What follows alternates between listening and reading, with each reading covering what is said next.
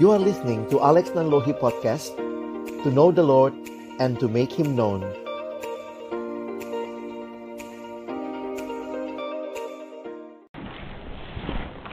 Dalam waktu yang singkat ini kami berdoa, biarlah kami boleh mengalami apa artinya menikmati firman-Mu yang kekal, yang tidak berubah, tetapi firman yang kami percaya sanggup mengubah kehidupan kami. Firman yang kudus dan yang menguduskan kehidupan kami. Dan kami berdoa biarlah Tuhan menolong agar pemahaman yang benar akan dosa menolong kami untuk boleh hidup semakin hari semakin baik, bukan karena kami sudah baik, tapi karena Tuhan yang sudah menebus kehidupan kami. Tuhanlah yang memampukan kami untuk hidup berkemenangan hari demi hari, melawan segala dosa-dosa manusia lama yang masih ada di dalam kehidupan kami, yang terus kami bergumul untuk semakin hari boleh semakin serupa dengan Kristus, teladan kami yang agung. Kami berdoa pada saat ini biarlah pemahaman ini menolong kami semua juga untuk boleh melihat pertama-tama hidup kami dan juga kondisi manusia di sekitar kami, orang-orang yang kami layani, orang-orang yang dekat dengan kami. Kami berdoa biarlah kami boleh semakin mengerti bahwa di dalam Kristus mereka menikmati keselamatan, tetapi di luar Kristus mereka akan binasa. Karena itu berikan kepada kami hati yang luas untuk juga boleh menyebarkan Injil-Mu bagi orang-orang yang belum mendengar tentang kasih-Mu ya Tuhan. Berkatilah hamba-Mu yang menyampaikan, setiap kami yang mendengarkan, dan juga diskusi interaktif di antara kami, kiranya boleh menolong kami untuk bukan hanya memahami firman, tetapi juga mengertinya, melakukannya pada akhirnya di dalam kehidupan kami. Terpuji nama-Mu ya Tuhan. Dalam nama Yesus kami berdoa, kami bersyukur. Amin. Shalom. Selamat sore saudara sekalian. Bang Joni masih sakit, jadi saya yang menggantikan. Jadi yang sudah ketemu minggu lalu, kita bicara minggu lalu tentang doktrin manusia, ya. Ini satu bagian yang penting, yang akhirnya kalau kita lihat di dalam banyak buku sistematik teologi, doktrin manusia dan doktrin dosa itu digandeng begitu rupa, ya. Jadi setelah doktrin Allah, biasanya masuk kepada doktrin manusia dan dosa. Ada beberapa buku yang saya bisa rekomendasi buat saudara. Yang saya bawa sih cuma satu begitu ya, yang dalam bahasa Indonesia. Ini sudah dalam bahasa Indonesia. Buku ini bicara tentang doktrin-doktrin dasar kekristenan, ya. Kalau punya ya saya rekomendasi kalau saudara melayani, jadi PKK, jadi pemimpin kelompok, jadi pengurus, sebaiknya baca buku ini ya. Kebenaran-kebenaran dasar iman Kristen. Ditulis oleh seorang teolog yang sangat, saya boleh katakan dia sangat baik bisa menyampaikan doktrin-doktrin yang rumit itu di dalam bahasa yang sederhana. Makanya buku ini kalau dibaca menarik, enak dibaca begitu ya. Nah memang ini bukan buku yang buku-buku yang singkat, ya, singkatnya aja segini begitu. Karena doktrin dasar itu untuk satu buku saja, misalnya kalau kalian punya bukunya Louis Berkhof tentang doktrin dosa, itu setebal ini satu, dosa tok. Atau John MacArthur ada satu buku tentang dosa tok, satu begini. Jadi biasa itu berseri. Allah, manusia, dosa, sampai pada akhir zaman. Nah, kalau koleksi semua itu ya, kalau nggak ada bantal bisa pakai itu buat tidur ya. Nah, di dalam buku ini misalnya dia membahas doktrin-doktrin dasar ya, mulai dari wahyu, tentang firman Allah, lalu natur dan atribut Allah, karya Allah. Jadi ini doktrin Allah pertama. Dia urutannya sedikit berbeda, lalu kemudian doktrin tentang Yesus. Lalu kemudian tentang Roh Kudus. Jadi dia bahas dulu Allah Tritunggal. Sesudah itu dia masuk kepada manusia dan kejatuhan. Nah, ada beberapa bagian nanti dalam makalah yang lagi difotokopi, saya ambil juga dari bagian ini, ya, manusia dan kejatuhan. Lalu nanti bicara keselamatan. Nah, kalau kalian ikutin PMKJ Selatan 2 ini secara teratur, nanti bulan bulan Juni kalian akan belajar soal keselamatan. Jadi memang kami punya program biasanya dalam waktu 2 tahun kalian sudah melewati 6 doktrin dasar biasanya begitu, ya. Dan walaupun itu juga nanti akan terulang lagi, tetapi kalian paling tidak punya wawasan mendasar. Habis keselamatan, dia bahas doktrin tentang gereja. Ya, gereja, sakramen-sakramen. Lalu terakhir ini agak sedikit berkaitan sama masa kini, spiritualitas dan kehidupan zaman ini. Lalu dia tutup dengan akhir zaman. Oke. Buku ini saya promosi bukan apa-apa ya, karena bagus gitu. Jadi saya nggak tahu kalian bisa dapat di mana, saya nggak jualan, cari sendiri ya. Harganya sudah cukup mahal sih sekarang ya. Oh nggak tahu, saya masih beli 48.000. Sekarang berapa ya? 50-an gitu ya. Saya beli sama Bang Abe aja. Warnanya juga udah beda. Oh iya benar-benar udah hijau ya. Ini berarti yang lama ya. Kalau senang juga, ini versi-versi. Jadi buku-buku yang saya bawa ini yang versi ringkasnya, karena saya juga malas bawa banyak begitu ya. Ini versi ringkas juga dari J.I. Packer, tapi ini masih dalam bahasa Inggris. Ini salah satu buku yang baik. Ya, Concise Theology. Concise itu ya ringkas, teologi ringkas. A Guide to Historic Christian Beliefs by J.I. Packer. Penulisnya J.I. Packer ya, orang yang sangat cinta Tuhan, masih hidup sampai sekarang, mengajar di Kanada.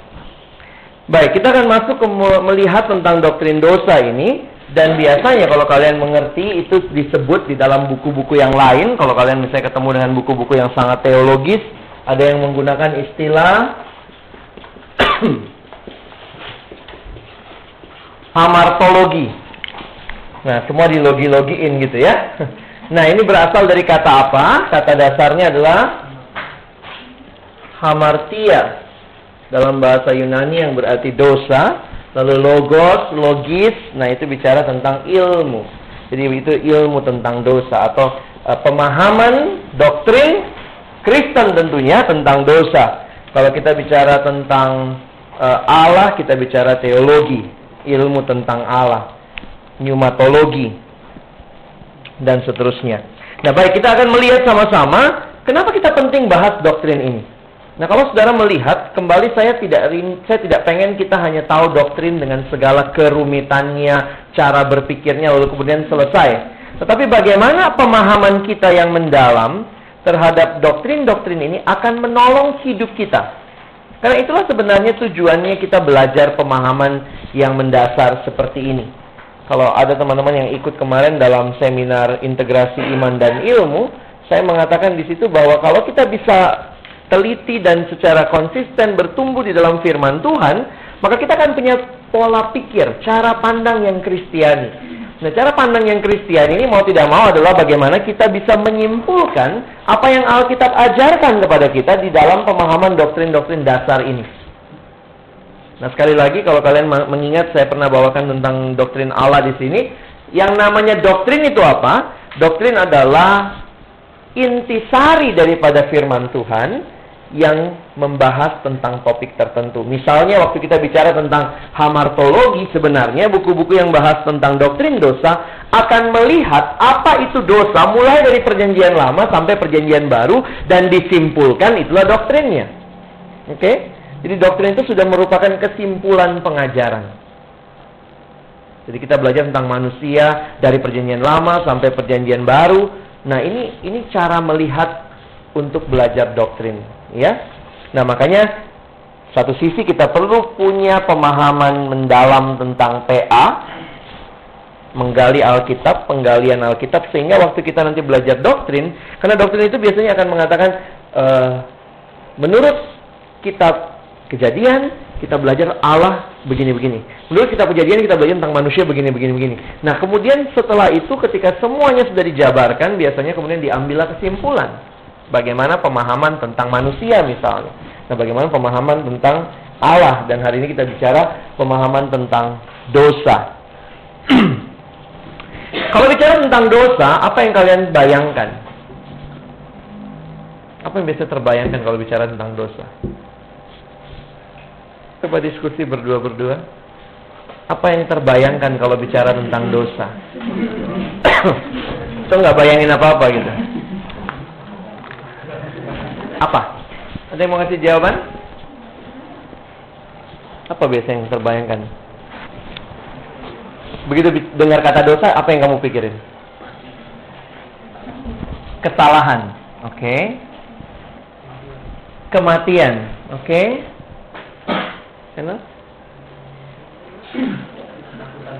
Ketakutan. Kuman. Perbuatan jahat. Menyakiti Allah. Ini yang jahat-jahat gitu ya. Manusia jatuh ke dalam dosa. Sesuatu yang kotor, menjijikkan, ya, kayak kain lap, kain pel gitu ya. Dosa. Oh, di mata Tuhan. Oke. Marah siapa? Berbohong, dosa berbohong. Oke. Nah, ini satu hal yang membuat kita menyadari bahwa kita semua pasti punya konsep tentang dosa. Nah, sekarang kan kita berjuang untuk melihat bagaimana Alkitab memberikan konsep itu dan kita belajar dari firman Tuhan. Nah, kenapa? Banyak agama juga punya konsep tentang dosa. Oke? Semua agama saya pikir punya konsep tentang rasa bersalah, kesalahan, pelanggaran, ketakutan, kematian. Ada konsep itu dalam semua agama. Nah, kita bersyukur kalau ada pemahaman-pemahaman, pengajaran-pengajaran yang diberikan kepada kita seperti di dalam Bible study seperti ini, menolong kita menyadari bagaimana pandangan Kristen tentang dosa. Nah, saudara yang kasih dalam Tuhan, kalau bicara tentang hal ini, sebenarnya apa yang kalian sebutkan tadi, itu adalah semua fenomena yang secara kekristenan akhirnya dijawab dengan itu karena dosa. Ketika melihat kenyataan dunia yang jahat, ketika melihat kenyataan manusia yang begitu rupa hidup tidak mempertuhankan Allah sebagaimana mestinya, ketika melihat realita kesakitan yang ada dalam dunia ini, ketika mereka melihat realita kesenjangan sosial, kematian yang ada di dalam dunia ini, maka kekristenan memberikan jawaban. Itu semua karena dosa. Kayaknya gampang banget gitu ya, begitu selesai ngomong dosa, selesailah diskusi gitu ya. Kenapa kita menderita? Dosa. Kenapa? Karena semua agama berjuang memberikan pemahaman. Dan semua agama biasanya akan bicara tentang apa sih sebenarnya yang menjadi akar dari segala hal-hal yang buruk di dalam dunia ini. Banyak cara berpikir tentang dosa, banyak pandangan tentang dosa. Di dalam makalah saya menuliskan, nanti makalannya masih di copy, beberapa pandangan tentang dosa. Saudara pernah mendengar pandangan seperti ini? Ada yang mengatakan, dosa adalah keterbatasan intelektual manusia. Jadi ini istilahnya sama mungkin, yang dipakai dikatakan juga mungkin itu dosa. Tetapi sebenarnya yang mereka pahami adalah keterbatasan intelektual manusia. Saya coba bacakan sedikit definisinya ya. Nah, ini tokoh yang terkenal adalah seorang yang bernama Spinoza. Oke, kita mungkin pernah dengar nama dia juga. Dosa hanyalah suatu kekurangan, keterbatasan yang disadari manusia, hanya karena semata-mata berkenaan dengan ketidakcukupan pengetahuan manusia yang gagal melihat segala sesuatu, yaitu dalam kesatuan dengan esensi kekal dan tak terbatas dari Allah. Jadi kita tuh nggak sampai dengan pengetahuan itu. Jika seandainya pengetahuan manusia cukup, sehingga ia melihat segala sesuatu dalam Allah, maka dosa akan menjadi sesuatu yang tidak ada baginya. Jadi akhirnya ada orang-orang yang punya pandangan seperti itu.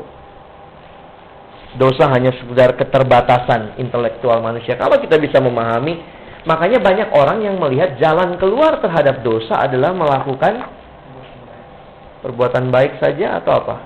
Belajar. Kalau bicara manusia sakit, pelajari ilmu kedokteran agar kita bisa tidak sakit. Kalian pernah lihat ilustrasi itu?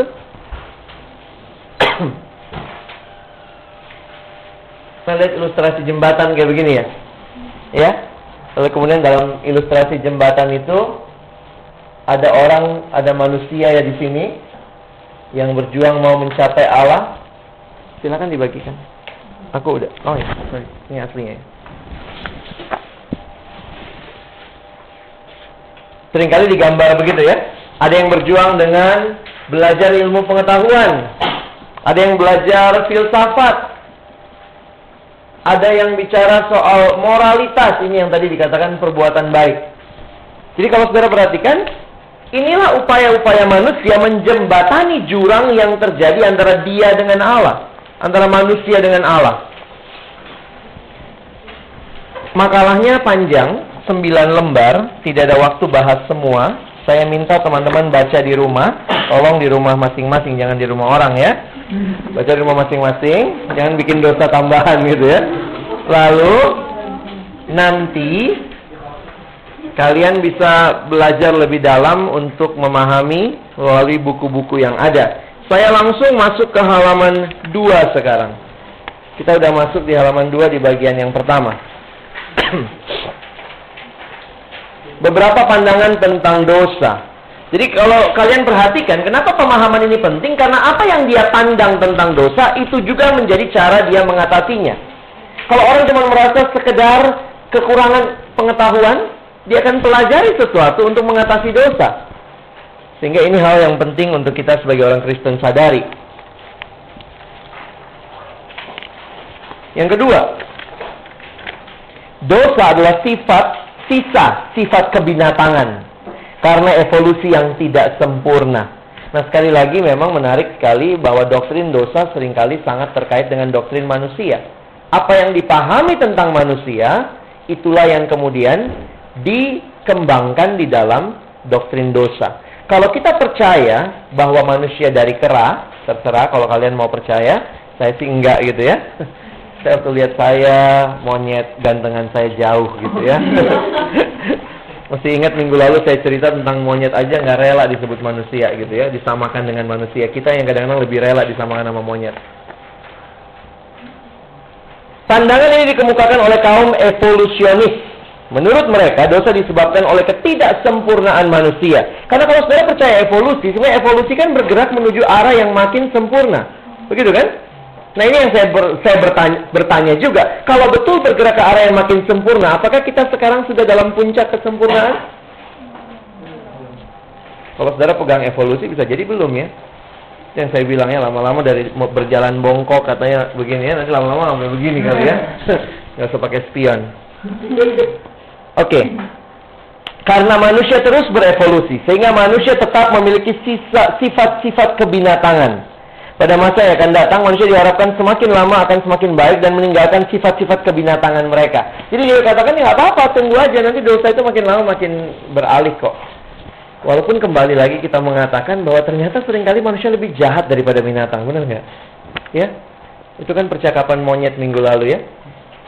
Ketika monyet sedang bercakap-cakap dalam hayalan, lalu kemudian saya cerita minggu lalu ada 3 monyet bercakap-cakap, 1 yang senior, lalu kemudian yang junior, 2 orang berdebat. Saya dengar di Republik Manusia gitu ya, di kerajaan manusia, mereka katanya mau menyamakan diri dengan kita.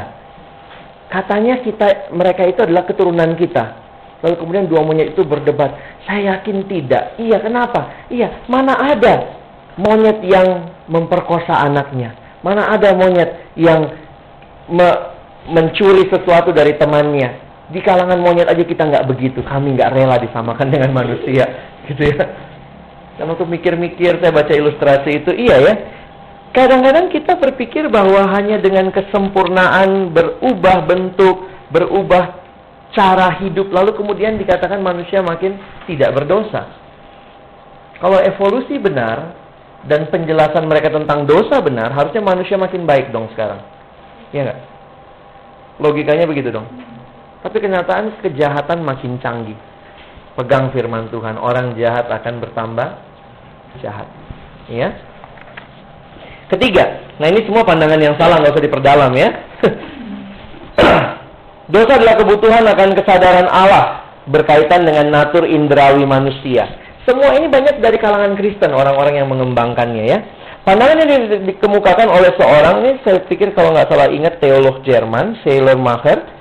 Menurutnya, kesadaran manusia tentang dosa tergantung pada kesadarannya akan Tuhan. Jadi, ketika perasaan adanya Tuhan bangkit dalam diri manusia, segera ia sadar adanya pertentangan dalam natur yang lebih rendah. Dan hal ini oleh manusia dianggap sebagai dosa. Jadi, menurut Schleiermacher ini, Allah bukanlah penyebab dari dosa, namun hanya karena manusia merasa bersalah dengan menganggap ketidaksempurnaan sebagai dosa. Jadi, kalau kita dekat sama Tuhan, kita langsung merasa nggak sempurna. Tapi kalau misalnya hidupmu tidak ada Tuhan, ya kamu juga nggak merasa tidak sempurna. Karena tidak ada standar dosa. Satu sisi kelihatannya betul, tetapi di sisi lain menurut pandangan ini, kalau saudara menerimanya, sangat menentukan bahwa manusia itu independen akhirnya. Dia bisa sendiri. Kalau dia nggak pakai Tuhan, yang dia nggak pernah sadar akan dosa. Hanya karena dia punya kesadaran akan Tuhan, dia sadar ada dosa. Dan ini banyak dijadikan hal-hal yang pelarian. Kalau saya boleh katakan, ini sebenarnya semacam pelarian manusiawi. Dan itu yang sekarang ini kita banyak melihat orang lebih berpikir menjadi ateis. Kenapa ateis? Kalau bilang tidak ada Tuhan, lebih jelas kan? Tidak ada dosa. Ya nggak? Kalau bilang ada Tuhan, berarti ada apa? Ada dosa. Karena ada hal-hal yang Tuhan mau atur. Nah, ini hidup saya. Siapa Tuhan mau ngatur-ngatur? Saya nggak pernah lihat dia. Sehingga orang ateis mengatakan orang-orang yang percaya kepada Tuhan bodoh. Orang-orang yang percaya kepada Tuhan akan menderita karena ditekan-tekan oleh sesuatu yang namanya Allah yang membuat mereka sadar kamu dosa. Gimana nih? Enak ya kalau nggak pakai Tuhan ya? Nggak usah pakai Allah, nggak ada dosa. We can do everything we like dan tidak akan ada penghukuman, kan nggak ada Tuhan. Nah, ini cara pandang sekuler yang akhirnya di dalam perkembangan sekarang lebih aneh lagi ya. Kalau ada semacam orang yang bilang dia ateis, sekarang ada semacam orang, kelompok orang yang ngomong dia agnostik. Tahu apa bedanya agnostik sama ateis? Ateis, A berarti tidak, teis berarti Tuhan. Jadi ateis itu orang yang tidak percaya adanya Tuhan. Tapi agnostik lain lagi. Buat agnostik itu jauh lebih aman. Mau ada Tuhan, syukur. Nggak ada Tuhan, ya nggak apa-apa. Jadi orang-orang di luar sana, khususnya di negara-negara maju, lebih banyak sekarang yang memilih menjadi agnostik. Karena orang ateis, ini sekarang kalau kita mau berlogika ya, kalau kalian mengerti logikanya begini. Kalau orang mengatakan dia ateis, berarti dia punya presuposisi dasar, dia punya anggapan dasar Tuhan ada, tapi dia tidak mau mengakui adanya Tuhan. Anggap? Tetap bagi dia sebenarnya ada Tuhan, dan dia mau lari dari Tuhan itu. Nah, agnostik lebih aman.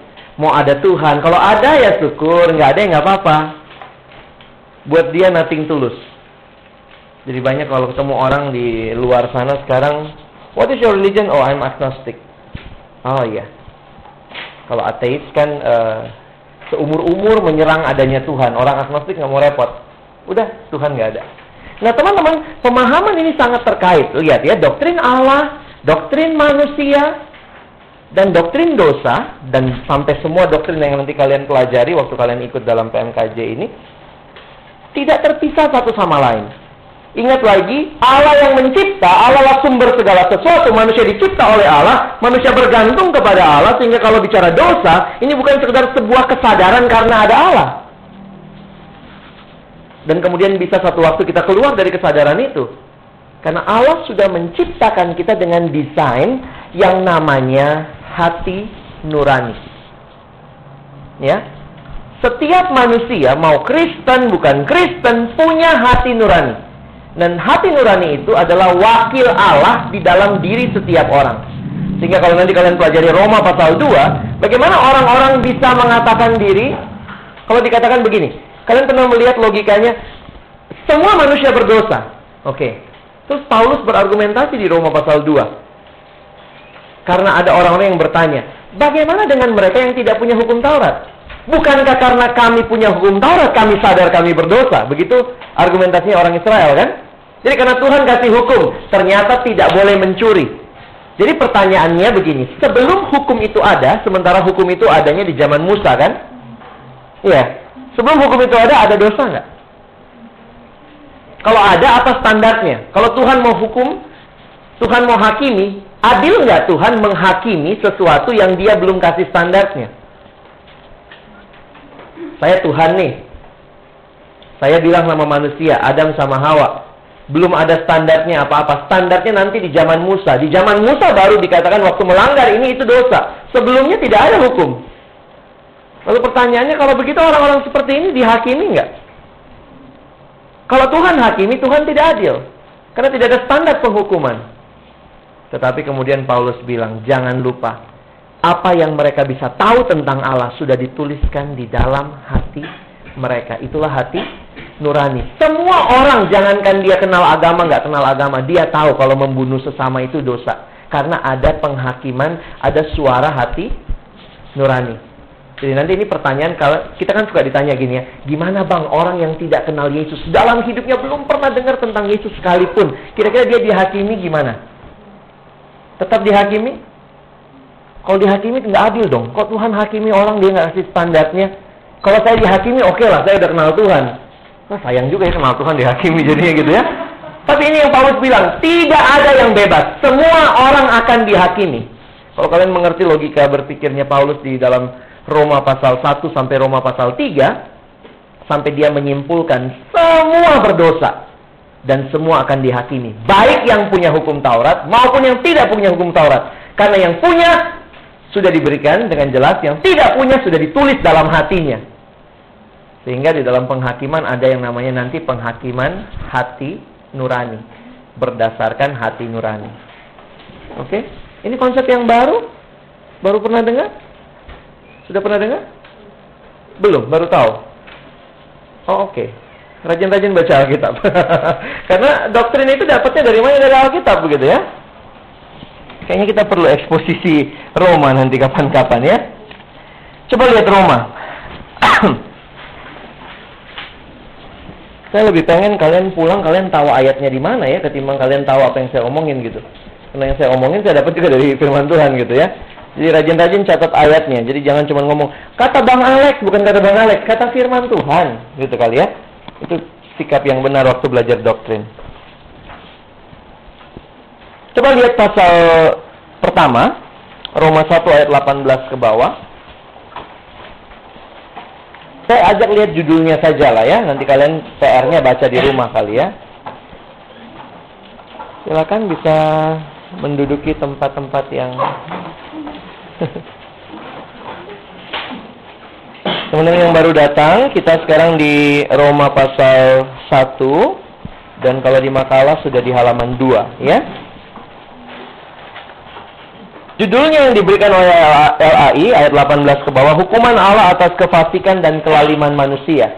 Jadi sebenarnya lihat apa yang Paulus mau bangun, argumen apa yang dia mau bangun di dalam Roma 1 sampai Roma 3. Saya pikir sedikit banyak puncaknya ada di Roma 3 waktu dia katakan semua berdosa. Jadi Paulus ingin mengatakan semua orang berdosa. Nah, bagaimana dia membangun argumen bahwa semua orang berdosa? Lalu kemudian dia bicara mulai dari semua manusia yang termasuk bukan orang Yahudi juga.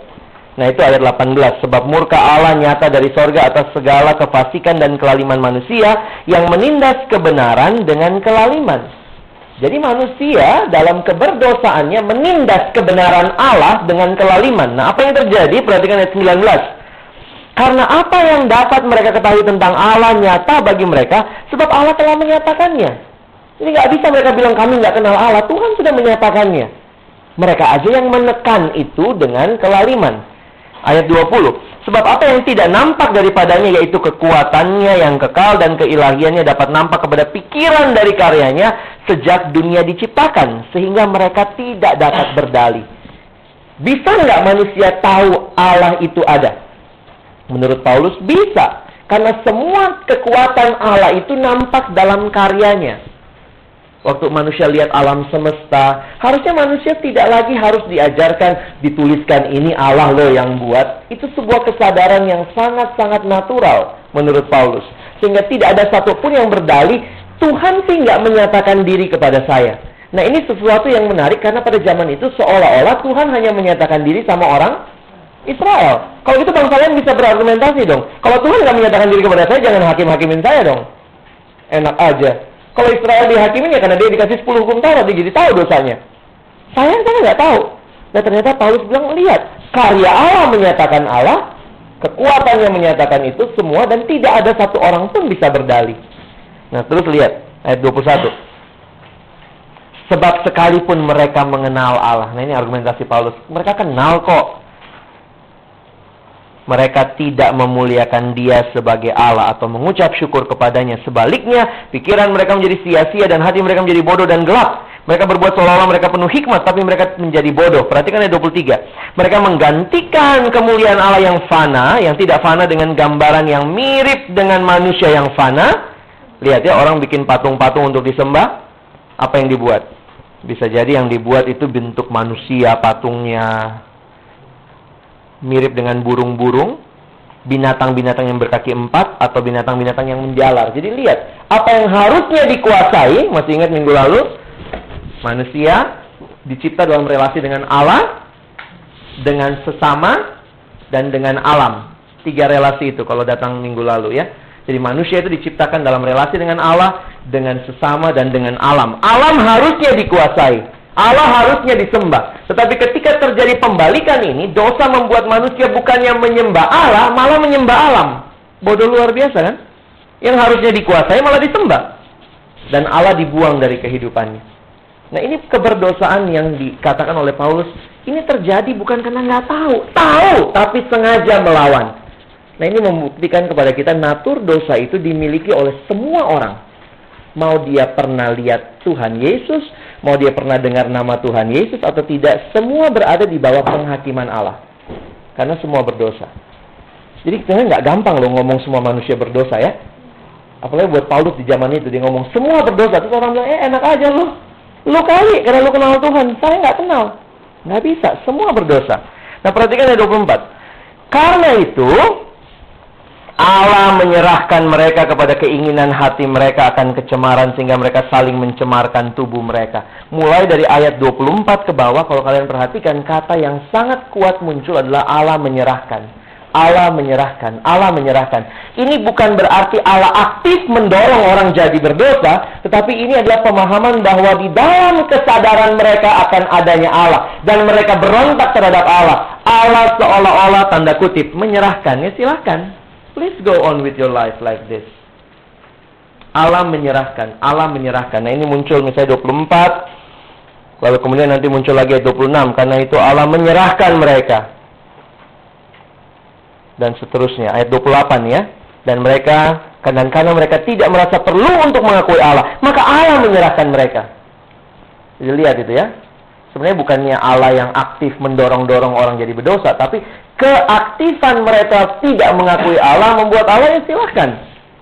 Allah menyerahkan mereka. Nah, ini menggambarkan bagaimana semua hal-hal yang digambarkan oleh kemanusiaan kita. Coba lihat itu mulai dari ayat yang ke-28 ya. Maka Allah menyerahkan pada pikiran-pikiran yang terkutuk, melakukan apa yang tidak pantas. Nah, ini semua dosa yang kalian sebutin tadi tuh.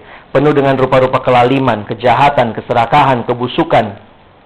Penuh dengan dengki, pembunuhan. Semua ini tadi kalian sebut ya. Perselisihan, tipu muslihat, kefasikan, pengumpat, pemfitnah, pembenci Allah, kurang ajar, congkak, sombong, pandai dalam kejahatan, tidak taat pada orang tua, tidak berakal budi, tidak setia, tidak penyayang, tidak mengenal belas kasihan.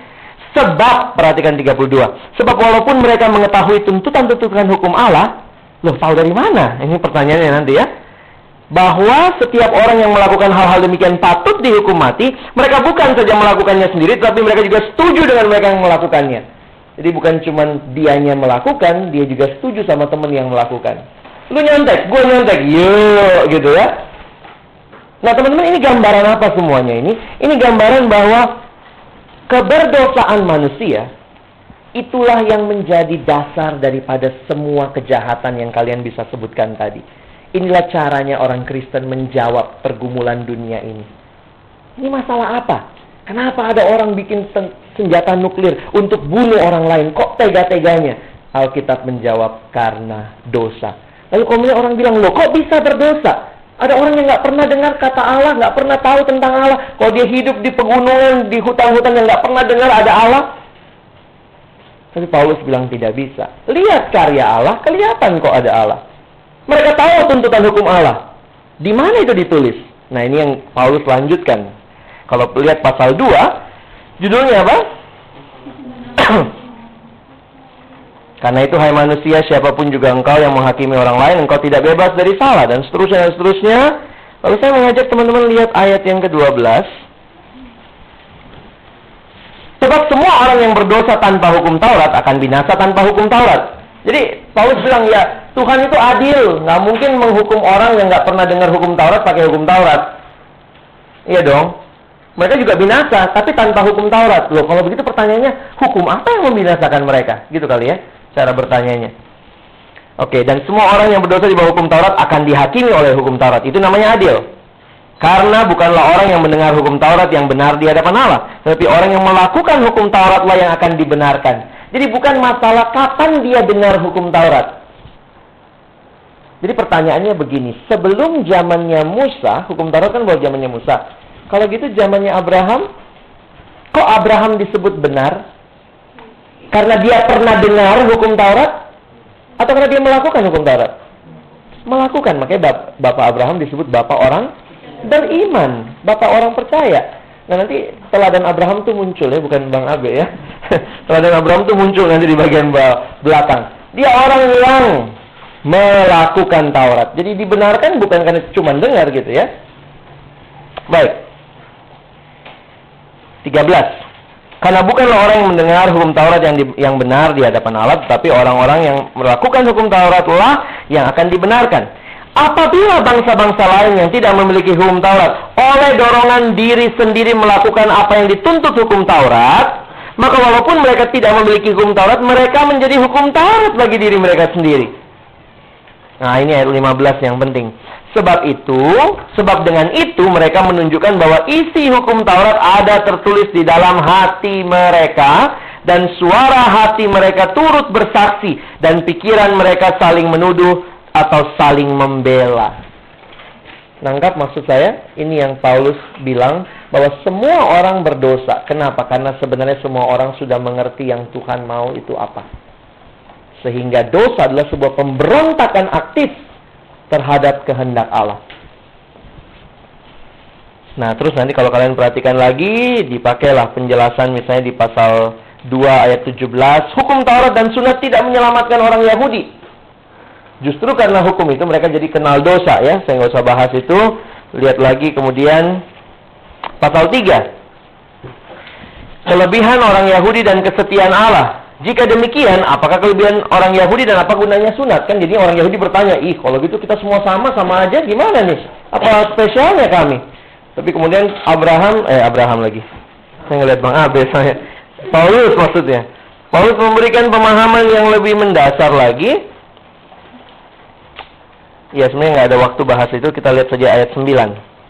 Nah, ini ayat 9 pasal 3, ini kesimpulan dari argumen-argumen yang disampaikan tadi kan. Jadi bagaimana? Adakah kita mempunyai kelebihan dari orang lain? Kita berarti Paulus dan orang-orang Yahudi yang baca kan? Iya dong, Paulus sendiri Yahudi kan? Adakah kita mempunyai kelebihan dari orang lain? Sama sekali tidak. Sebab di atas telah kita tuduh. Kita tuduh baik orang Yahudi maupun orang Yunani bahwa mereka semua ada di bawah kuasa dosa. Jadi semua manusia berdosa. Ini penjelasan Alkitab. Seperti ada tertulis, lalu dikutiplah itu, ada 5 Mazmur dikutip di situ, 1 dari Yesaya, kalian lihat itu ya.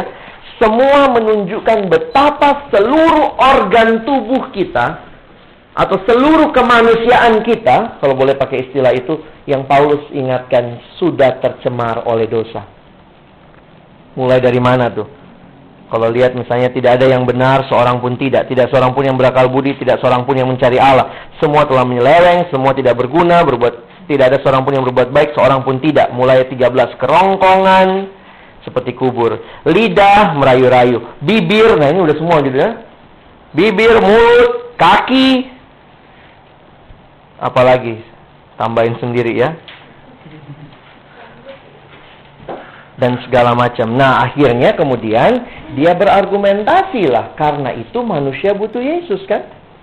Makanya Roma pasal 3 ayat 23 itu ayat yang kita hafal. Tapi kadang-kadang kita hafalnya bagian A-nya ya. Roma 3 ayat 23a. Karena semua orang telah berbuat dosa, maksudnya 23 aja, dan telah kehilangan kemuliaan Allah. Kita lupa masih koma itu. Ada 24-nya kan? Dan oleh kasih karunia telah dibenarkan dengan cuma-cuma karena penebusan dalam Kristus Yesus. Jadi lihat ya, kalau dosa bisa dimengerti dengan tuntas dan jelas, maka Yesusnya pun akan bisa dipahami dengan jelas. Kalau begitu Yesus buat siapa? Orang Yahudi saja yang punya hukum Taurat? Tidak. Yesus juga buat orang Yunani, orang non-Yahudi, yang juga sama-sama berdosa karena tidak sanggup memenuhi tuntutan hukum Allah. Oke? Nah, jadi kalau kita perhatikan bahwa segala penjelasan yang diberikan tentang dosa menjadi satu hal yang menarik sekali untuk kita melihat bagaimana mengatasi dosa itu. Karena kalau nggak jelas dosanya, gimana ngatasinnya? Kalau dosa cuma sekedar ketidakmampuan, ketidaksempurnaan berpikir, kalau gitu pendidikan cukup mengatasi dosa. Kalau dosa cuma sekedar masalah ada di hadapan Tuhan atau lari dari hadapan Tuhan, Jelas, kalau saya lari dari hadapan Tuhan, saya nggak berdosa. Nggak bisa. Dosa adalah sebuah kenyataan manusia yang sudah memberontak terhadap Allah. Oke? Nah, semua konsekuensi yang kalian sebut tadi, itu akan tercakup di dalamnya. Nah, kita lihat definisinya dosa sebentar ya. Nah, definisi dan istilah-istilah untuk dosa. Ini semua ada yang bahasa Yunaninya, bahasa Ibraninya di Perjanjian Lama ya.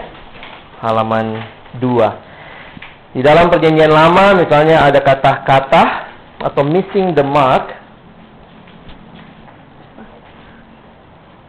Missing the mark atau tidak mengena pada sasaran. Artinya segala dosa dan tindakan tercela lainnya merupakan melesetnya sasaran hidup yang Allah inginkan dari anak-anaknya. Nah, itu ada penggunaan istilah itu. Ada juga masalah crossing over, going beyond a limit. Saya nggak buka semua ayatnya, kalian bisa cek nanti ya. Ada yang pakai istilah syaga, erring through ignorance, jadi melakukan kesalahan tanpa pemahaman gitu ya. Lalu kemudian ada lagi yang ta'ah, tesya, awon, semua itu. Dan perhatikan dalam Perjanjian Baru, kembali lagi ada kata hamartia, dan memang ini biasa yang paling umum, kata yang paling umum bicara tentang dosa, dan itu yang dikaitkan dengan kedatangan Yesus, Matius 1 ayat 21. Tahu ayat ini? Buka sebentar ya. Ayat ini penting.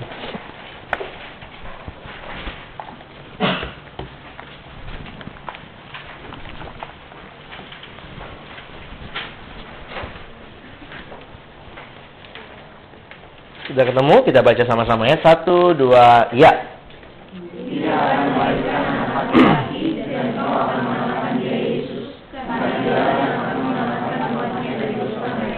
Dosa yang dipakai kata itu di situ dipakai istilah hamartia. Dan ini adalah kalimat malaikat kepada Yusuf agar dia tidak menceraikan Maria, tetapi dia menikah dengan Maria karena anaknya itu, yaitu Yesus, adalah yang akan menyelamatkan umatnya dari dosa. Dan kata yang dipakai adalah hamartia, yang juga sebenarnya missing a target. Seperti biasa kita dengar penggambaran orang kalau orang memanah begitu ya.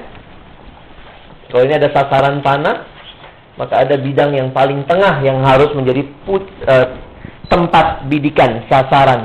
Dan ketika dilepaskan busur itu, begitu ya.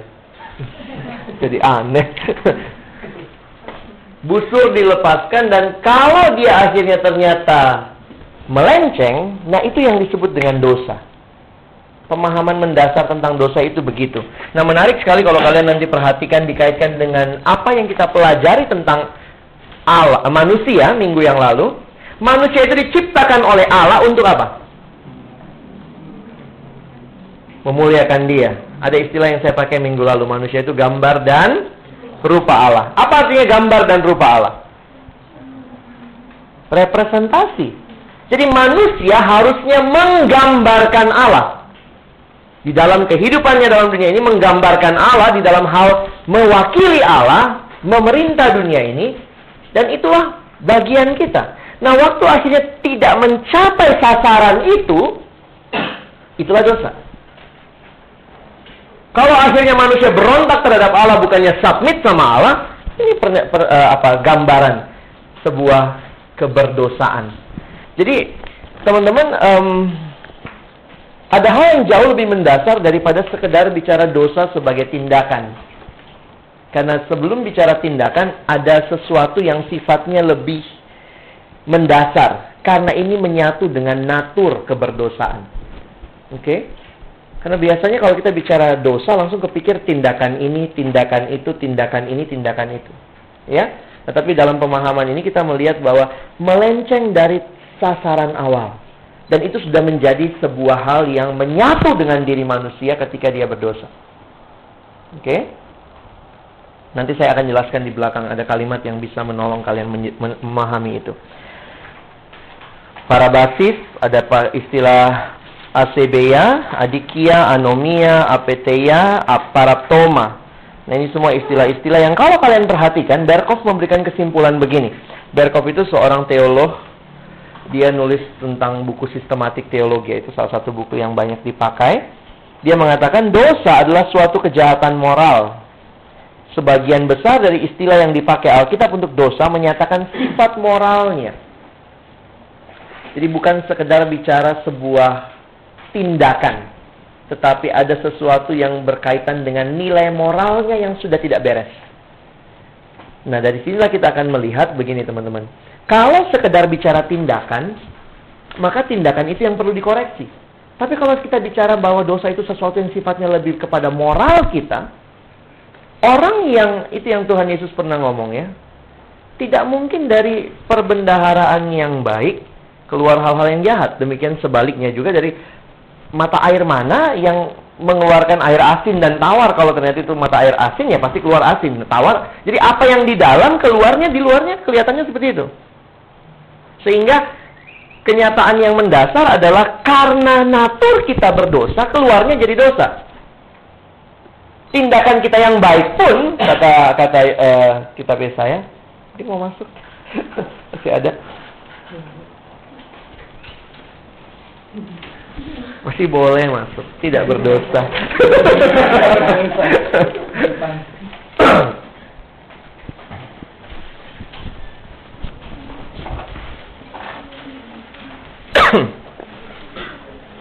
Nah, sekarang ada kalimat begini ya, saya kasih aja kalimatnya biar kita lebih memahami. Jadi kita berdosa bukan karena kita melakukan dosa. Oke? Kita berdosa, manusia berdosa bukan karena melakukan dosa, tetapi pemahamannya begini. Karena manusia itu berdosa, makanya dia melakukan dosa. Saya ulangi. Bukan karena saya melakukan dosa, saya jadi manusia berdosa. Bukan karena melakukan dosa jadi manusia berdosa. Tapi karena natur saya berdosa, maka yang saya lakukan adalah dosa. Sederhananya ilustrasinya. Kamu anak stan misalnya ya. Atau ginilah, ada satu orang tiap hari datang ke stan. Tiap hari datang ke stan supaya jadi mahasiswa stan. Atau begini, kamu datang ke stan tiap hari karena kamu mahasiswa stan atau supaya jadi mahasiswa stan? Ya, statusnya dulu kan. Nah, sehingga kalian mengerti ya bahwa banyak orang yang tiap hari ke stan tapi bukan mahasiswa stan. Ya, penjual teh botol itu lebih rajin dari kamu mungkin ke stannya. Ya, jadi lihat. Ada orang yang tiap kali, jadi bukan karena apa yang dilakukan membuat dia berdosa. Saya jadi manusia berdosa bukan karena apa yang saya lakukan, tetapi karena saya adalah naturnya manusia berdosa, statusnya manusia berdosa, maka perbuatan saya adalah dosa. Oke? Selalu dimulai dengan status. Statusnya dosa, maka aktusnya dosa, act-nya dosa. Oke? Jangan dibalik. Sehingga pemahaman seperti ini menolong kita melihat bahwa kenapa orang ini bisa begitu ya? Dianya tadinya baik banget.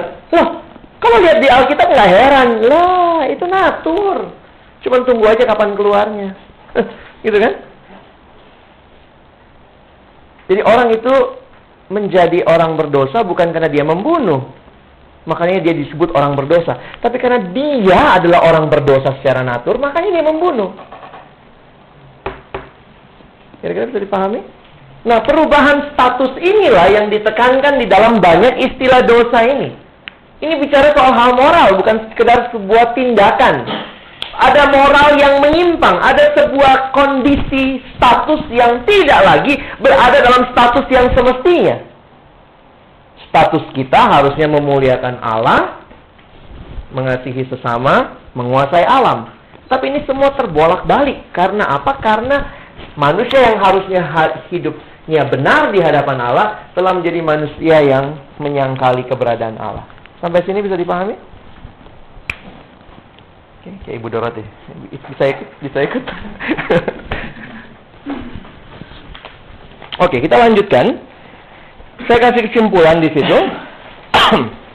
Kalau gitu kita lihat kesimpulan definisi dosa. Dosa pada dasarnya adalah sikap pribadi yang tidak percaya, tidak taat kepada Allah sehingga mengakibatkan tidak tercapainya atau meleset dari standar Allah yang mutlak.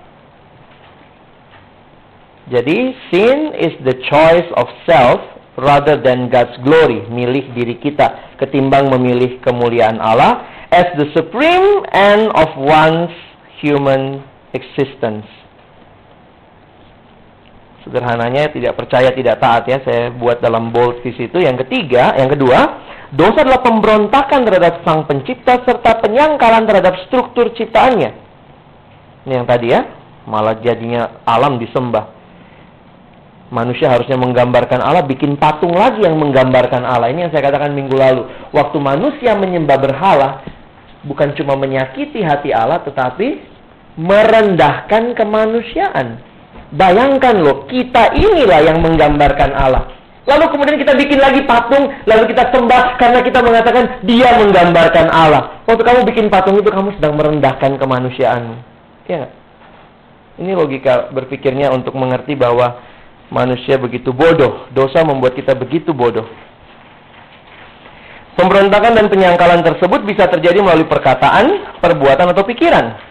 Sin is simply the failure to let God be God. Jadi kita tidak lagi membiarkan Allah jadi Allah. Kita gantian jadi Allah, atau kita buang Allah dan kita bikin Allah yang baru. 3, dosa adalah kegagalan dari pelanggaran terhadap hukum dan kehendak Allah, baik dalam perbuatan maupun pikiran kita. Sin is any failure to conform to the moral law of God in act, attitude, or nature. Jadi ya itu kesimpulannya aja kalau kalian nanti pelajari secara mendalam. Ini saya kutip dari buku-buku, jadi memang mesti rajin baca ini ya. Yang tadi ICB, Asebia, semua itu kan ada ayatnya. Setelah dia teliti semua, dia mengatakan dosa itu mencakup ketidaktaatan, di dalamnya ada penyangkalan, ada ketidaksetiaan, ada kegagalan. Jadi itu semualah hal-hal yang tercakup di dalam definisi dosa itu. Nah kalau begitu pertanyaannya buat kita sekarang adalah, dosa dari mana? Siapa yang ciptain dosa? Nah, ini muncul pertanyaan yang memang juga menjadi pertanyaan dari banyak orang. Kalau akhirnya kekristenan menjelaskan bahwa itu semua adalah karena dosa, nah muncul pertanyaan, dosa dari mana? Sumbernya siapa? Nah, banyak sekali teori-teori yang juga menggambarkan atau menjelaskan sumber dosa itu dari mana. Baik dari orang-orang Kristen maupun dari orang-orang non-Kristen yang mungkin simpati dengan konsep dosa. Kayaknya gampang ya. Kalau dia simpati, ya ini bagus juga konsepnya. Tapi kemudian siapa yang buat? Oke. Mungkinkah Allah yang menciptakan dosa? Allah yang ciptain dosa? Enggak.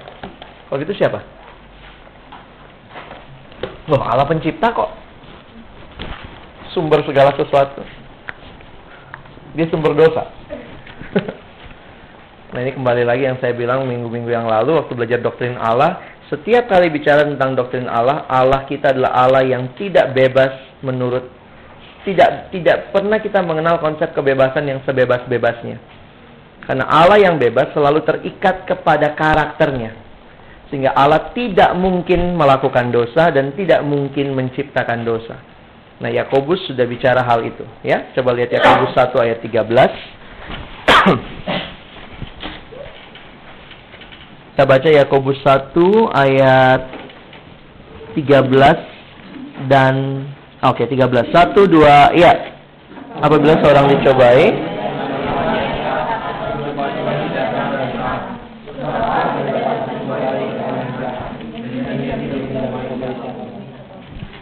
jadi ini juga pemahaman bahwa Allah tidak mencobai siapapun. Nah, ini pertanyaan ini muncul dikaitkan dengan begini. Apakah dosa sudah ada dalam rancangan awal Allah? Ini isengnya manusia ya. Tapi saya pun tidak berani menjawab itu secara tuntas karena saya bukan Allah. Jadi kalau tanya apakah Allah merencanakan dosa? Kalau Allah merencanakan dosa berarti sudah ada dong konsep dosa. Harus ada dong konsep dosa, karena kalau enggak ngapain ada dalam rencana dia? Nah, ini kesulitan kita memahami yang memang dalam kenyataan tidak semua hal kita dikasih tahu. Tetapi Alkitab memberitahu apa yang kita perlu tahu, bukan apa yang kita mau tahu. Dan apa yang kita perlu tahu, Allah tidak membuat dosa. Oke? Jadi pegang itu, ketidakmampuan kita menjelaskan kenapa Allah dalam rencananya mengizinkan dosa terjadi, jangan menghilangkan pemahaman bahwa Allah tidak menyebabkan dosa. Jadi memang kalaupun kita masih bertanya sampai kapanpun, nanti sampai ketemu Tuhan lah tanya. Kalau Tuhan juga mau ngasih tahu, terserah dia ya. Tuhan kenapa sih pakai dosa-dosa? Coba langsung dari surga, enak kan? Adam Hawa nggak jadi makan buah itu. Teman saya bilang, apa bercandanya? Untung katanya waktu itu Adamnya itu bukan orang Dayak. Kalau Adamnya orang Dayak, begitu lihat buah pohon sama ular-ularnya yang dimakan. Juga. Katanya teman saya kemarin waktu itu ya ke Pontianak, mereka bercandanya begitu. Wah bang, kalau itu Adamnya orang Dayak, ular lebih enak loh bang, katanya, daripada apel-apel doang. Ini pembahasan kita kok apel gitu ya, belum tentu ya buahnya apel kan ya. Tapi gambaran buah itu selalu jadinya apel gitu. Siapa tahu duku. Ya banyak hal yang kita nggak dikasih tahu sih sama Alkitab ya. Dan jangan iseng lah ya. Jangan kelewat iseng gitu, pengen tahu gitu. Siapa nama istri Lot? Nyolot ya, nyolot. Jangan tahu sama Alkitab, jangan nyolot gitu. Aduh. Baik. Jika Allah telah mencipta manusia, laki-laki dan perempuan, mengapa kemudian mereka berdosa? Mengapa semua menuju kematian? Kok bisa kematian dan dosa menjadi bagian dari ciptaan Allah? Berdasarkan kitab Kejadian, Allah melihat hasil ciptaannya dan menyatakan semuanya amat baik. Oke, yang Allah cipta semuanya amat baik, tentunya termasuk manusianya, Adam dan Hawa. Bahkan secara khusus manusia dicipta dalam gambar Allah. Dengan demikian jelas bahwa keadaan manusia kini yang diperbudak oleh dosa dan menuju kematian bukanlah suatu kondisi awal ciptaan Allah yang amat baik itu. Persoalan mengenai asal mula dosa telah dianggap menjadi salah satu masalah yang paling sulit, baik dalam filsafat maupun teologi. Dari mana dosa berasal? Bagaimana dosa dapat masuk ke dalam dunia? Dalam sejarah teologi maupun filsafat ada beberapa teori yang dikenal tentang asal-usul dosa atau kejahatan. Pandangan mengenai sumber asal-usul dosa ini sangat penting karena akan mempengaruhi pandangan kita tentang jalan keluar bagi masalah dosa tersebut. Ya dong, kalau dosanya ternyata cuma dari sesuatu yang bisa kita atasi, yang kenapa mesti Yesus datang ke dalam dunia kan? Dan ingat, Yesus datang untuk menyelamatkan saudara dan saya dari dosa, menebus dosa-dosa kita. Kalau dosa itu memang cuma sekedar sesuatu yang bisa kita selesaikan, kok repot-repot amat gitu ya? Gitu aja kok repot. Nah ini membuat kita menyadari bahwa dosa sesuatu yang begitu mengerikan dan kita nggak mampu keluar dari dalamnya. Nah beberapa orang yang iseng, bukan iseng lah ya, beberapa teori yang aneh. Pertama, teori kejahatan dan kebaikan sifatnya kekal. Sehingga perhatikan, teori ini kesannya benar. Teori ini mengasumsikan bahwa ada dua kekuatan yang saling berimbang di alam semesta. Ultimate dualism. Yaitu kekuatan kebaikan dan kekuatan kejahatan. Dalam tubuh manusia, roh manusia memiliki kekuatan prinsip kebaikan. Itu roh. Sebenarnya tubuh memiliki prinsip kekal dan kejahatan. Pernah lihat simbol ini ya? Ini simbolnya yin yang. Di dalam semua kebaikan ada kejahatan. Dan di dalam kejahatan ada kebaikan. Dan itu harus seimbang. Ini konsep Kristen. Mereka mengatakan, lihatlah tubuh manusia. Tubuh itu terdiri dari tubuh dan roh. Tubuhnya jahat, rohnya baik. Jadi memang selalu harus ada keseimbangan baik dan jahat. Ini cara berpikir dunia timur, filsafat timur. Dan kalau kita belajar di Alkitab, tidak. Tuhan kebaikan. Dan kita sudah tahu ceritanya. Apa akhir daripada cerita kebaikan dan kejahatan? Yang kelihatannya sekarang berimbang. Kejahatan akan kalah. Jadi kita sudah punya nih. Kalau kita semacam baca buku, kita udah lihat kitab Wahyunya. Udah selesai. Saudara dan saya mengikuti Tuhan yang menang, bukan Tuhan yang kalah. Sehingga waktu kita berperang dan kita kalah, jangan berpikir itulah akhir dari segala-galanya. Kita masih punya Tuhan yang adalah memimpin kita dalam peperangan. Nah kalau konsep seperti ini, akhirnya apa? Dosa harus ada kan? Kan harus ada kebaikan, harus ada kejahatan. Seimbang. Dosa harus ada, nggak usah diselesaikan, paling dikurangin, paling dibuat lebih manis aja bentuknya misalnya gitu. Orang-orang evolusionis masih lebih senang dengan teori animal nature, betul-betul sangat binatang ya mereka ya. Pandangan ini berpendapat bahwa dosa merupakan natur yang ada dalam diri manusia sebagai warisan dari nenek moyang binatang. Sehingga para pendukungnya optimis bahwa proses evolusi akan membawa umat manusia ke arah yang benar. Sekali lagi pertanyaan saya tadi, benar nggak kalau evolusi itu benar? Dan sekarang lihat realitanya. Nah, ada seorang saya pikir dia bukan teolog aja ya, Reinhold Niebuhr, dia menggunakan teori ini. Nih, dosa timbul karena adanya ketegangan antara keterbatasan dan kebebasan dalam diri manusia. Sehingga yang jadi jalan keluarnya hanyalah perbaikan perilaku dan bukan pertobatan yang sungguh-sungguh. Nah, sekali lagi perhatikan, banyak sekali teori-teori duniawi, nggak usah dipelajari mendalam, tapi teori-teori duniawi karena melihat dosa hanya sebagai aktus, action, maka yang dikoreksi, diperbaiki adalah ini yang nggak diselesain. Kamu sudah berdosa, sudah jatuh dalam dosa, sudah terhilang dari hadapan Allah, sudah mati di dalam keberdosaanmu, ini yang mesti diselesaikan. Babi, kamu mandiin, kamu dandanin, tetap babi. Ya nggak? Enak sih, tapi tetap aja. Jadi babi itu kita bisa ajar babi untuk tidak main ke kubangan. Kita jauhin aja kubangannya kan? Sederhana. Tapi begitu dia lihat kubangan, it's my life, balik lagi dia. Nah, ini sebuah kenyataan, lihat ya. Sekarang ada sekolah kepribadian, ada sekolah cara ngomong, ada gimana cara duduk, semua diatur, semua aktusnya diatur. Bisa kamu menyelesaikan dosa? Ada manajemen konflik. Kita belajar ini, belajar itu, tapi dalam realitas status nggak dibereskan, tetap aktus pun tidak berubah. Ini yang saya katakan tadi, ingat baik-baik. Bukan karena saya melakukan dosa, saya jadi manusia berdosa. Tapi karena saya manusia berdosa, saya melakukan dosa. Karena itu yang mesti diselesaikan apa? Bukan perbuatan dosanya, status berdosanya ini yang mesti diselesaikan. Oke, jadi kalau lihat anak kelompok kecilmu, Bang, dia manis banget, lo baik sekali. Tapi pertanyaannya, dia sudah kenal Yesus nggak? Perlu nggak kita pipain pekabaran Injil lewat PA? Kita ajak dia, kita tantang pribadi terima Yesus. Perlu. Orang kelihatan baik, itu bisa diatur kok. Babi bisa dipitain. Selain kita makan nanti ya. Ampun dah. Teori economic struggle. Nah, kalau kalian ikut minggu lalu kan saya juga udah bahas manusia itu makhluk ekonomis ya. Economic struggle mengatakan pandangan dari teologi pembebasan bahwa dosa muncul karena tekanan ekonomi. Mereka melihat bukan karena kejadian 1-3, tapi karena keluaran 1-3. Kamu pernah dengar teori begini? Jadi asal mula dosa bukan di kejadian 1-3. Keluaran, lihat waktu Israel ditindas. Manusia butuh makan. Orang di bawah penjajahan begitu, mesti butuh makan, akhirnya kemudian melakukan dosa kan. Musa sampai bunuh karena tekanan ekonomi. Nggak enak tuh. Kenapa nyolong? Anak saya butuh makan, Pak. Butuh beli susu. Sering dengar gitu? Di booster? Saya nggak? Ini akhirnya kan orang-orang yang berpandangan ini, tuh kan benar. Ini tekanan ekonomi. Selesaikanlah ekonomi, maka selesailah dosa. Is that all? Nah, inilah kalau kita cuma berpikir hanya secara ilmu, kita perlu berpikir secara iman. Itulah seminar kemarin gitu ya, iman dan ilmu. Jadi tidak sekedar menyelesaikan sesuatu dari sisi keilmuan.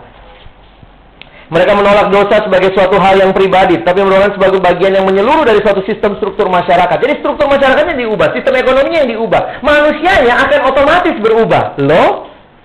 Ini masalah individu-individu, setiap manusia berdosa, dan itu bicara individu per individu. Sehingga jalan keluar mengatasinya adalah dengan mengurangi tekanan penindasan dan pemerataan kepemilikan dan kekuasaan. Mereka menolak penginjilan secara pribadi. Nggak usah di PI. Dan kelihatan juga beberapa gereja seperti itu ya. Sedih kalau saya mau lihat ya. Ya udah, yang diakonnya bagus.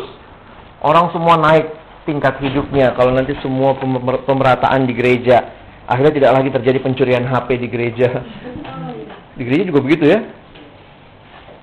Soalnya ada yang naruh HP, ada yang berdoa, Tuhan saya butuh duit. Amin. Ya ada HP. Jawaban doa. Kelima, teori individualism and competitiveness. Karena dosa, persaingan individualistis dipelajari melalui pendidikan dan situasi sosial, maka penyelesaiannya harus dengan cara yang sama. Jadi mari kita lihat secara sosiologis, secara apa. Nah, ini semua cara menyelesaikan yang tidak tuntas. Dan tidak sedikit pun menjelaskan sumber dosa dari mana. Nah, kalau kita melihat bagaimana Alkitab mengajarkannya, harus diakui bahwa Alkitab tidak menjelaskan secara detail mengenai asal-usul dosa masuk ke dalam dunia. Namun, ada beberapa data Alkitab yang sangat penting untuk kita ingat baik-baik. Oke, sekali lagi saya mengatakan tidak akhirnya kita menjawab tuntas, tapi kita dapat pagar-pagarnya. Apa yang Alkitab mau sampaikan. Pertama, Allah tidak boleh dianggap sebagai penyebab dosa atau bertanggung jawab atas terjadinya dosa itu. Oke? Tadi sudah ada, saya ajak kita baca satu bagian, Yakobus 1:13. Kedua, dosa berasal dari dunia malaikat. Kok bisa? Ular, walaupun saya juga harus mengatakan saya tidak tahu persisnya apakah ular itu maksudnya begini, kalau lihat kan ular itu dipakai oleh iblis begitu ya. Nah, kalau begitu sudah ada iblis dong. Sudah dong ya. Berarti sudah ada dosa. Sebelum bicara Adam dan Hawa sudah ada dosa. Nampaknya sudah. Atau paling tidak sebelum kejadian 3 sudah ada dosa? Sudah. Kalau begitu dari dunia mana dosa itu? Kalau Allah tidak mencipta, manusia baru ada, dari mana? Penjelasan logisnya dari dunia malaikat. Nah, kapan malaikat dicipta? Kita nggak dikasih tahu. Mungkin nanti ada Alkitab malaikat ya. Ini Alkitab manusia. Jadi kita diceritakan dari penciptaan kita. Ya, jangan sewot gitu. Tuhan, gimana malaikat dicipta? Kata Tuhan, lu belajar aja yang ada dulu baik-baik gitu ya. Tapi teman-teman coba lihat cara berpikirnya begitu kan? Nah, indikasi kuat, indikasi kuat ya. Kalau kita indikasi kuat berasal dari dunia malaikat. Nah, ini ada beberapa ayat nanti kalian baca. Memang itu menunjukkan. Saya ajak kita lihat penjelasannya.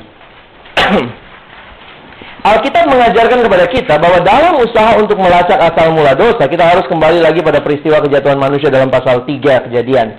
Dan kedua, kepada sesuatu yang terjadi di dalam dunia malaikat. Kapan Allah mencipta malaikat? Tentu sebelum Allah menciptakan manusia.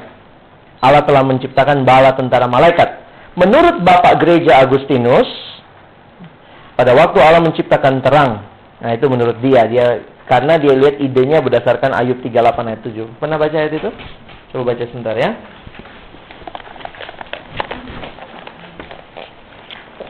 Ayub 38 ayat 7. Saya minta semua yang berhati malaikat, yang tidak apa boleh buat ya. Kalau bertampang kan nggak semua bertampang malaikat ya. Ayo, 1, 2, iya.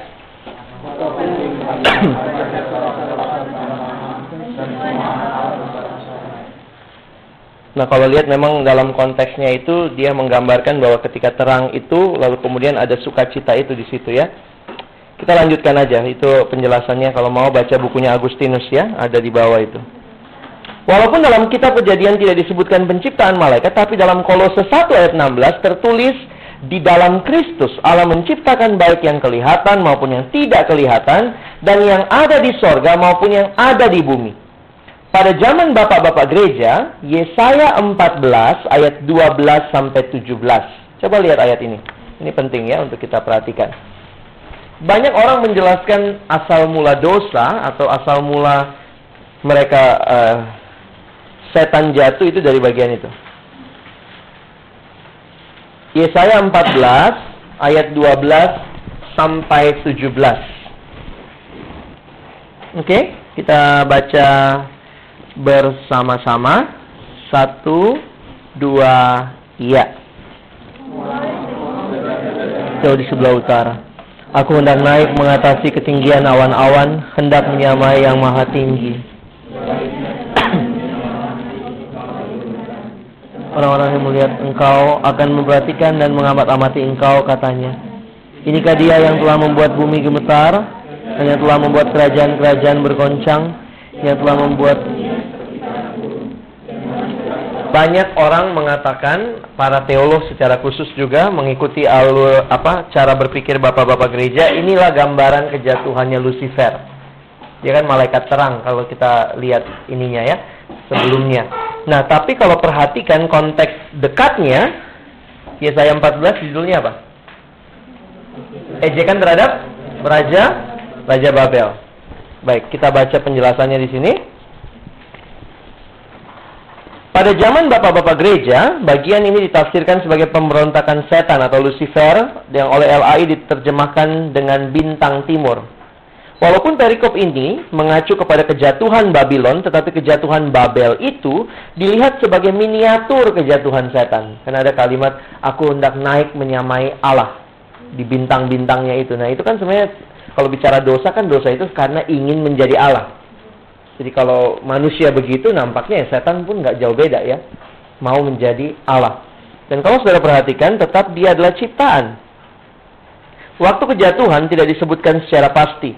Mengenai penyebab kejatuhan mereka dalam surat Yudas 6 disebutkan karena mereka tidak taat dan melanggar batas-batas kekuasaan mereka dan meninggalkan tempat kediaman mereka. Menurut Berkov, para malaikat yang jatuh dalam dosa, mereka tidak puas dengan apa yang jadi bagian mereka, dengan pemerintahan dan kuasa yang diberikan kepada mereka. Jadi mereka ingin menjadi sama seperti Allah.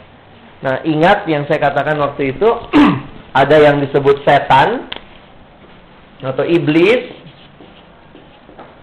Iblis itu biasanya muncul dalam bentuk singular. Berarti itu satu pribadi. Makanya iblis itu selalu I-nya besar. Kan itu nama. Seperti namamu gitu ya, Alex. Nah, ini aja namanya iblis. Itu menunjuk kepada satu pribadi. Itu malaikat si Lucifer itu. Nah, pengikutnya biasa disebut setan. Ada yang sebut setan, tapi memang bahasa Indonesia ini suka diputar-putar begitu ya.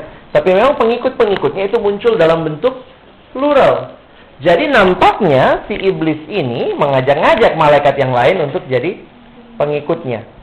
Sehingga dalam kenyataan kalian melihat ada malaikat yang baik, ada malaikat yang jahat. Nah, yang malaikat yang jahat itu yang kita sebut setan, pengikutnya si Lucifer itu. Oke? Nah, ketiga, dosa dalam sejarah umat manusia. Berkenaan dengan asal mula dosa dalam sejarah manusia, Alkitab mengajarkan bahwa dosa itu dimulai dengan pelanggaran Adam di Firdaus. Jadi oke lah, kita nggak dikasih tahu, tetapi kita bisa tahu mulanya waktu Adam melanggar di Firdaus yang sebenarnya dimulai oleh Tante Hawa. Ya dong, mesti ngerti sejarah siapa yang makan? Hawa. Oke, kalau sekarang makan ladies first ya. Enggak ya, karena kalau cowok makannya banyak sih ya. Kalau ladies first kan masih bisa nahan cowoknya nanti. Alkitab mengajarkan dosa itu dimulai dengan pelanggaran Adam di Firdaus. Si penggoda datang dari dunia roh dengan membujuk manusia untuk menjadi seperti Allah. Manusia kalah dalam hal ini dan melakukan dosa yang pertama dengan cara makan buah yang dilarang itu. Oke? Saya nggak membahas masalah buah itu, nanti kita mungkin bisa lihat di halaman pertama. Tadi karena belum datang fotokopiannya, saya lewatkan halaman pertama. Nah, hakikat dosa Adam. Menurut Louis Berkov dalam bukunya Teologi Sistematik, dosa Adam telah mengungkapkan esensi sesungguhnya dari dosa. Jadi waktu kita melihat dosa, coba lihat Adam, nah itu kelihatan semua. Adam menempatkan dirinya menentang Allah dengan menolak untuk meletakkan kehendaknya di bawah kehendak Allah dan menolak Allah sebagai penentu jalan hidupnya.